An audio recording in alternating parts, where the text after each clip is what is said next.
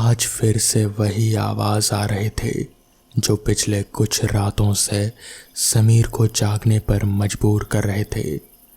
उसने बत्ती जलाई और घड़ी देखा तो रात के 2 बज रहे थे।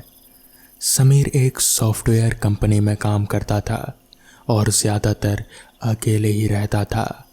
आज काम कुछ ज़्यादा था तो वो देर से ही सोया था और अब ये आवाज़, क्या मुसीबत है यार। झन्नाते हुए समीर बेडरूम से हॉल में आया और बत्ती जलाकर देखने लगा कि ये आवाज़ कहाँ से आ रही है। उसे इस घर में आए अभी 4-5 दिन ही हुए थे। उसने ठीक से पूरे घर को देखा भी नहीं था। 3 कमरों का ये फ्लैट उसने किराए पर लिया था। उसे उसके ऑफिस के ही एक स्टाफ ने दिलवाया था। समीर के कानों में आती हुई आवाज़ से उसकी नींद उड़ चुकी थी। आज तो पता लगा कर ही रहूँगा कि ये आवाज़ आती कहाँ से है। बोलता हुआ समीर जैसे ही दूसरे कमरे की ओर बढ़ा तो उसे लगा कि हो ना हो इसी कमरे से आवाज़ आ रही है। वो अब साफ साफ सुन सकता था कि ये किसी औरत की आवाज़ थी। समीर ने महसूस किया कि उसके माथे पर पसीने की कुछ बूंदें उभर आई थी। वो डरते डरते उस कमरे में गया। अंधेरे की वजह से उसे कुछ दिखा नहीं। जब कमरे की लाइट जलानी चाहिए तो एक भी स्विच काम नहीं कर रहे थे। वो किसी तरह मोमबत्ती जलाकर वापस उस कमरे में आया। उसने आसपास नज़र दौड़ाई लेकिन उसे वहाँ कोई नहीं दिखा।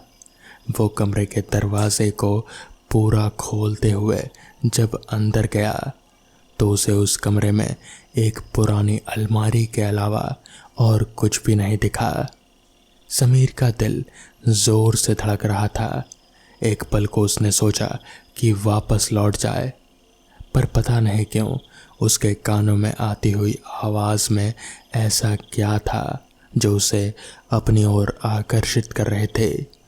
वो उस अलमारी की ओर बढ़ रहा था जहाँ से वो गाने की आवाज़ आ रहे थे। समीर ने कांपते हाथों से अलमारी का दरवाज़ा खोला और पीछे हट गया। वो क्या देखता है कि उस अलमारी में एक छोटा आईना रखा है, एक म्यूज़िक बॉक्स, और उसी से गाने की आवाज़ आ रहे थे। उसके हाथ और पैर ठंडे पड़ चुके थे। उसने जैसे ही उस आईने को हाथ में लिया कि उससे आती हुई आवाज़ बंद हो गई। उसने चैन की सांस ली, सोचा कि चलो बला छूटी। जैसे ही वो आईने को वापस अलमारी में रखने लगा कि तभी उस आईने में एक चेहरा उभरा और उसने समीर को अपने पास बुलाया। समीर, मेरे पास आओ, डरो मत। आईने वाली अजीब सी औरत के मुंह से अपना नाम सुनते ही डर के मारे समीर के हाथ पांव फूलने लगे और वो हड़बड़ाहट में उसके हाथ से वो आईना छूट गया और फर्श पर गिरकर टूट गया। तभी टूटे हुए आईने के सभी टुकड़ों में उस भयानक चेहरे वाली औरत के ज़ोर ज़ोर से हंसने की आवाज़ आने लगी। ये सब देखते ही समीर की हालत ऐसी हो गई थी कि काटो तो खून नहीं, और वो वहीं बेहोश होकर गिर पड़ा। घड़ी की तेज अलार्म से समीर की नींद खुली तो सुबह के 8 बज रहे थे। वो हड़बड़ा कर उठा तो उसे लगा कि उसके हाथों में कुछ है। समीर के हाथों में वही आईना था जो कल रात उसके हाथों से गिरकर टूट गया था और जिसके टुकड़े टुकड़े हो गए थे, लेकिन अभी वो आईना बिल्कुल सही सलामत था। और समीर अब भी इसी सोच में था कि वो आईना उसके हाथों में आया कैसे। समीर अपने हाथों में आईना देखकर बहुत चौंक गया। उसे कुछ समझ नहीं आ रहा था। उसने घड़ी देखा, सुबह के 8 बज रहे थे। समीर को ऑफिस के लिए देर हो रहे थे, सो उसने वो आईना वहीं टेबल पर रख दिया और काम पर निकल गया। शाम को जब समीर घर आया तो फ्रेश होने बाथरूम में गया। मुंह हाथ धोते हुए अचानक उसने अपने आप को आईने में देखा तो उसे कुछ याद आया। वो टेबल के पास गया और वहीं आईना खोजने लगा जो उसने सुबह रखे थे, लेकिन अब वहाँ कुछ नहीं था। समीर को लगा कि शायद उसे कुछ गलतफहमी हुई होगी। रात को खाना खाने के बाद वो लैपटॉप पर काम करने लगा। थोड़ी देर बाद उसकी नज़र घड़ी पर गई तो 12:30 बजने वाले थे। उसने अपना काम ख़त्म किया और सोने की तैयारी करने लगा। तभी समीर ने फिर से वही आवाज़ सुनी, एक औरत के गाने की आवाज़ जो उसने कल रात सुनी थी। वो चाहकर भी खुद को रोक नहीं पाया और फिर से वो उस ओर बढ़ गया जहाँ से आवाज़ आ रहे थे। इस बार समीर थोड़ा चौकन्ना होकर कमरे में आगे बढ़ रहा था। जैसे ही वो दूसरे कमरे की ओर बढ़ा, उसे गाने की आवाज़ साफ साफ सुनाई देने लगी। समीर का दिल ज़ोरों से धड़क रहा था। वो दरवाज़ा खोलते हुए डर रहा था, लेकिन कुछ तो ऐसा भी था जो उसे अपनी ओर आकर्षित कर रहा था। समीर पसीने से तरबतर था। उसने कमरे का दरवाज़ा खोला। वहाँ अंधेरा था। गाने की हल्की आवाज़ अभी भी आ रहे थे। समीर हाथों में मोमबत्ती लिए कमरे में घुसा और इधर उधर देखने के बाद वह अलमारी के पास जाकर खड़ा हो गया। समीर ने अलमारी खोल कर देखा तो वहाँ वही आईना रखा था जो सुबह समीर के हाथों में था। वो एक पल को दंग रह गया कि सुबह उसने वो आईना तो अपने कमरे की टेबल पर रखा था और शाम को उसे वो आईना वहाँ नहीं दिखा। समीर की सांसें तेज चल रहे थे। ऊपर से वो इस सोच में था कि यह आईना यहाँ किसने रखा। वो घबरा कर पीछे हट गया और वापस जाने के लिए मुड़ा ही था कि एक आवाज़ से वो चौंक गया। मुझे पता था तुम आओगे, एक औरत की आवाज़ आई। कौन है? समीर चौंक कर इधर उधर देखता हुआ बोला। समीर डरो मत, मेरे पास आओ। कौन हो तुम? मैंने तुम्हारा क्या बिगाड़ा है? मुझे जाने दो प्लीज़। समीर ने हाथ छोड़कर डरते हुए कहा। मैं तुम्हें कुछ नहीं करूँगी अगर तुम मेरी मदद करोगे तो। कैसी मदद? मुझे जाने दो। मैं इस आईने से बोल रही हूँ, सिर्फ तुम ही मेरी मदद कर सकते हो। इतना कहते कहते वो औरत रोने लगी। समीर का डर से बुरा हाल था। वो अलमारी से थोड़ी दूर रखी बेड के पास दुबक कर बैठा रहा और वहीं से बोला, मैं क्या मदद करूँगा तुम्हारी? मैं तो खुद डरा हुआ हूँ। मुझसे डरने की ज़रूरत नहीं है। अगर तुम मेरी पूरी बात सुनोगे तो मैं तुम्हें कुछ नहीं करूँगी। समीर इतना सहमा हुआ था कि उसने आईने वाली औरत की पूरी बात सुनने में ही भलाई समझी। जिसके बाद उस औरत ने बताना शुरू किया। मेरा नाम निशा है। 1 साल पहले मेरा और मेरे पति का तलाक हो गया था। लोग मुझे लेकर तरह तरह की बातें बनाते थे, इसलिए शहर के शोर शराबे से दूर मैं इस मकान में अपनी 2 साल की बेटी के साथ रहने आ गई थी। मैं एक स्कूल में पढ़ाती थी और अपनी बेटी को भी साथ ही रखती थी। एक रात स्कूल का काम करते हुए मुझे देर हो गई। मेरी बेटी सो चुकी थी और मैं भी सोने ही जा रहे थे। तभी मुझे एक आवाज़ सुनाई दी। लगा जैसे कोई मंत्र जाप कर रहा है। पहले तो मैंने उस ओर ज़्यादा ध्यान नहीं दिया और सोने की कोशिश करने लगी। फिर मैंने गौर किया कि ये किसी आदमी की भारी भरकम आवाज़ है और वो कुछ अजीब से मंत्र पढ़ रहा था। मुझसे रहा नहीं गया। मैं उठकर आसपास देखने लगी। सभी कमरों में देखा, लेकिन कहीं कुछ दिखाई नहीं दिया। फिर मैं हॉल में आई और खिड़की के पर्दे हटाकर देखने लगी तो साफ साफ कुछ दिखा नहीं। इस घर का एक दरवाज़ा पीछे की तरफ खुलता है। घर के पीछे कुछ पेड़ और झाड़ियाँ थी, जिसकी वजह से वो दरवाज़ा ज़्यादातर बंद ही रहता था। मुझे ऐसा लग रहा था कि हो ना हो वो आवाज़ उधर से ही आ रही है। मैंने दरवाज़ा खोला तो उस जंगल की ओर से धुआं उठता दिखाई दिया। मुझे डर भी लग रहा था, इसलिए मैंने दरवाजे को थोड़ा ही खोला और उसके पीछे छिपकर देखने लगी। धुआं जैसे ही थोड़ा कम हुआ, मैंने देखा एक आदमी आग के पास बैठा हुआ था और आसपास कुछ खोपड़ियाँ रखी हुई थी। ऐसा लग रहा था कि जैसे वो कोई तंत्र मंत्र कर रहा हो। वो किसी सिद्धि को प्राप्त करने के लिए हवन जाप कर रहा था। ऐसा लग रहा था जैसे वो कोई काला जादू जानता था। उस आदमी की बड़ी बड़ी जटाएं थी, पूरे शरीर पर भस्म लगा हुआ था। उसने एक चाकू निकाल लिया और अपने अंगूठे से खून निकाला और उससे अपने माथे पर तिलक लगा लिया। उसका ऐसा रूप देखकर मेरे हाथ पांव ठंडे पड़ गए। मेरे मुंह से चीख निकलने ही वाली थी कि मैंने अपने मुंह को दोनों हाथों से दबा लिया, जिससे उस आदमी को पता न चले कि मैंने उसे देख लिया है। मेरा दिल जोरों से धड़क रहा था।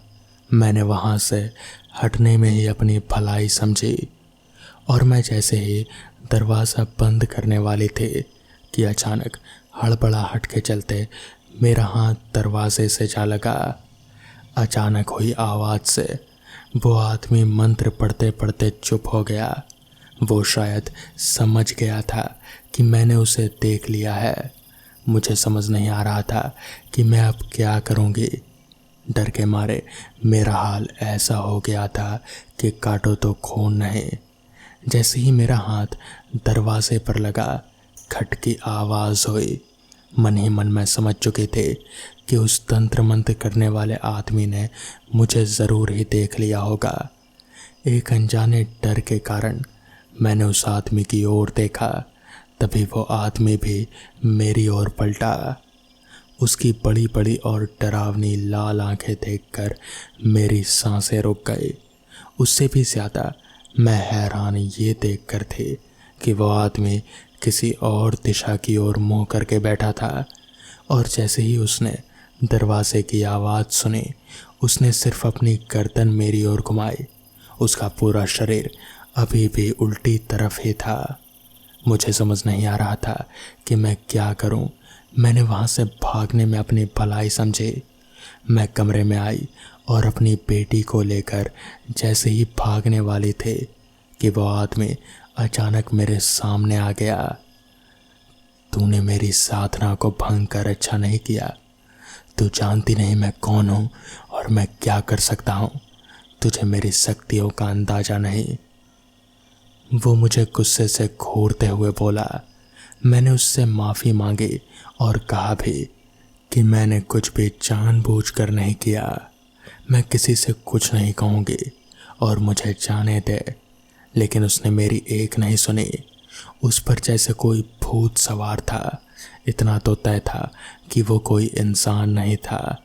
इससे पहले कि मैंने ऐसा भयानक रूप पहले कभी नहीं देखा था। मैं डर से कांपने लगी। मैं जैसे ही पीछे के दरवाजे की ओर भागी, उसने मेरी बेटी को मुझसे छीन लिया और उसकी आत्मा को एक तस्वीर में कैद कर दिया। जब मैं चिल्लाते हुए उस तस्वीर की ओर बढ़ी तो उसने मुझे भी इस आईने में कैद कर दिया। मैं चिल्लाती रही, रोती रही, लेकिन उसने मेरी एक नहीं सुनी। मेरे रोने की आवाज़ सुनकर वो ज़ोर ज़ोर से हंसने लगा और कहने लगा, तूने मेरी सिद्धि प्राप्ति में बाधा डाला है और इसकी सज़ा तो तुझे ज़रूर मिलेगी। तू तड़पती रहेगी लेकिन अपनी बेटी से नहीं मिल पाएगी। इस आईने से निकलती तेरी आवाज़ सुनकर सब डरेंगे, लेकिन कोई तेरी मदद के लिए नहीं आएगा। और जब तक तेरी बेटी नहीं आज़ाद होगी तो भी इस आईने से नहीं निकल सकती। और फिर वो पैर पटकता हुआ वहां से चला गया। फिर क्या हुआ? समीर ने साहस बटोरते हुए उस आईने वाली औरत निशा से पूछा। फिर क्या? उसके बाद इस घर में आने वाले हर आदमी को मेरी आवाज़ सुनाई दी, लेकिन मेरी मदद के लिए कोई भी नहीं आया। तुम बहादुर हो समीर, अब तुम ही मेरी मदद कर सकते हो। तुम ही अब मुझे और मेरी बेटी को बचा सकते हो। इतना कहकर निशा फिर रोने लगी। मैं कैसे मान लूँ कि तुम सच बोल रही हो? खड़ा होता हुआ समीर बोला। तुम्हें यकीन नहीं तो हॉल में लगी मेरी बेटी की तस्वीर देख सकते हो, निशा ने कहा। समीर दौड़कर हॉल में गया। उसे यकीन नहीं हो रहा था। सच में वहाँ एक बच्ची की तस्वीर थी जो बहुत उदास लग रहे थे। समीर उस ओर हाथ बढ़ाते हुए सोचने लगा कि वो उसकी नज़र अब तक इस तस्वीर पर क्यों नहीं पड़ी। वो दौड़कर आईने के पास गया। अब तुम्हें भरोसा हो गया ना मुझ पर, तो कहो, करोगे मेरी मदद? निशा ने समीर से पूछा। हाँ करूँगा, बताओ करना क्या है। जिसके बाद निशा ने बताया कि उसे एक तांत्रिक को बुलवाना होगा और फिर वही तांत्रिक कुछ कर सकता है। समीर गांव में पला बड़ा था। वो तांत्रिक विद्या सब कुछ जानता था, तो उसने अपने गांव से एक बहुत ही जाने माने तांत्रिक को बुलाया।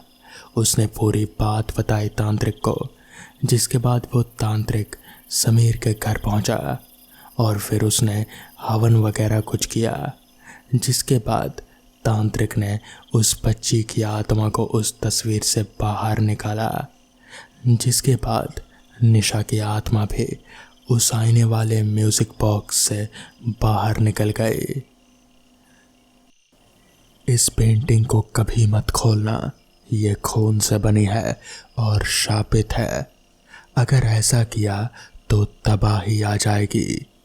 ऋषि ने वो 40 साल पुराना खत पढ़ा जो उसे अपनी दादी के सीक्रेट रूम से मिला था, जहां वो खुद आज 25 सालों बाद आया था। हालांकि अब उसकी दादी जिंदा नहीं थी और ये कमरा दादी के जीवित रहते कभी खुल भी नहीं पाया, सिवाय दादी के किसी और को अंदर जाने की मनाही थी। बचपन से ही ऋषि को इस कमरे को लेकर उत्सुकता होती थी, पर वो कुछ कर नहीं पाता। आज इतने सालों बाद जब वो अपने परिवार के साथ अपने पैतृक गांव आया तो अचानक उसे इस बंद कमरे का ध्यान आया और ऊपर बेहद ही नजरों से बचकर रखी एक लोहे के संदूक में उसने ढूंढ निकाला, जिसमें एक दुखी आदमी की मुंह खुली पेंटिंग बने हुए थे जो पूरी तरह से सील हुई थी और लाल रंग की थी। उसी के पास ऋषि को वो चिट्ठी मिली थी जिसे अभी अभी उसने पढ़ा था। ये सब बकवास और अंधविश्वास है। भला इतनी लाजवाब पेंटिंग शापित कैसे हो सकती है? वो उस पेंटिंग को देखकर मन ही मन बोला और उसने उसे खोल दिया और लाकर अपने ड्राइंग रूम में लगा दिया। ऋषि की पत्नी ने भी उसे मना किया, पर उसने उसकी बातों पर ध्यान नहीं दिया। पिछले कुछ दिनों से ऋषि को उसके घर में अजीब सी मनहूसियत का आभास हो रहा था। आज सुबह ही उसका 12 साल का बेटा अचानक ही सीढ़ियों से गिर पड़ा। उसे चोट आई। इस वक्त वो हॉस्पिटल में भर्ती था। ऋषि को कुछ भी समझ नहीं आ रहा था कि उसके साथ अचानक ये क्या हो रहा है। आज अमावस्या थी और आज ऋषि अकेला था, क्योंकि उसकी पत्नी उसके बेटे के लिए अस्पताल में रुकी हुई थी। आधी रात का समय था। ऋषि अपने कमरे में सो रहा था कि तभी उसे किसी आदमी के सिसकने और रुदन भरे स्वर में रोने की आवाज़ें सुनाई पड़ी। वो आवाज़ इतनी तीक्ष्ण थी कि ऋषि का मन घबराने लगा। वो उठकर अपने कानों को दोनों हाथों से रखते हुए आवाज़ की दिशा में जाने लगा। जैसे जैसे वो ड्राइंग रूम के करीब जा रहा था, वैसे वैसे आवाज़ और भी भयानक होती जा रही थी और आखिर ऋषि उस आवाज़ तक पहुंच ही गया और साथ में उसकी रीढ़ की हड्डियों में भी कंपन जाग उठी। वो इस वक्त ठीक उस पेंटिंग के सामने खड़ा था और अब वो पेंटिंग वाला आदमी अब पूरी तरह से भयानक रूप से रुदन करता हुआ रो रहा था। उसका फैला हुआ मुंह और भी बड़ा और बड़ा होता जा रहा था और उस पेंटिंग के आदमी की नज़र जैसे ही ऋषि पर पड़ी, वो चुप हो गया और फिर एक भयानक अट्ठास उस घर में गूंजा। वो भयानक आदमी बोला, तेरे दादा ने शक्तिशाली बनने के लिए अपने खून से मुझे बनाया था ताकि मेरे माध्यम से वो लोगों को सम्मोहित कर सके और उनकी बलि देकर खुद इस दुनिया में राज कर सके। लेकिन वो भूल गया कि अब मैं जागृत हो चुका था और हर अमावस्या को मुझे खून की लालच लगती है, पर वो मेरी खून की प्यास बुझाने में नाकामयाब रहा और बदले में मैंने उसे मारकर उसके खून से अपनी प्यास बुझाई। पर मैं इधर नहीं रुका, मेरी प्यास बढ़ती ही गई और मैं लोगों को सम्मोहित करता गया। जिसने मेरी तस्वीर अपने घर में लगाई, मैंने उन सभी को सम्मोहित करके उनके खून से अपनी प्यास बुझाई और मेरी तस्वीर का रंग दिन पर दिन और लाल होता गया। एक दिन तेरी दादी को इस रहस्य के बारे में पता चल गया और उसने मुझे मंत्रों से बांधकर हमेशा के लिए इस चित्र में ही कैद कर दिया। वो कुटिलता से हंसा, फिर बोला, आज उसी के वंशज ने मुझे फिर से आज़ाद कर दिया। अब मैं फिर से अपनी खून की प्यास बुझा पाऊंगा। कहते हुए उसने अपना खून से भरा हुआ एक हाथ उस पेंटिंग में से बाहर निकाल लिया और ऋषि को उस पेंटिंग के अंदर खींच लिया। कुछ ही देर में उस पेंटिंग पर से खून की झड़ी गिरने लगी और फिर वही खून एक जगह सिमटकर उस पेंटिंग का रंग और भी लाल हो गया। 2 दिन बाद जब उसकी पत्नी घर आई तो ऋषि उसे कहीं नहीं दिखाई पड़ा। किसी अनहोनी की आशंका के लिए उसकी पत्नी का ध्यान उस पेंटिंग पर गया जिस पर लाल रंग चमक रहा था, जैसे अभी अभी ही उसे रंगा गया हो। उसे उस चिट्ठी का ध्यान आया।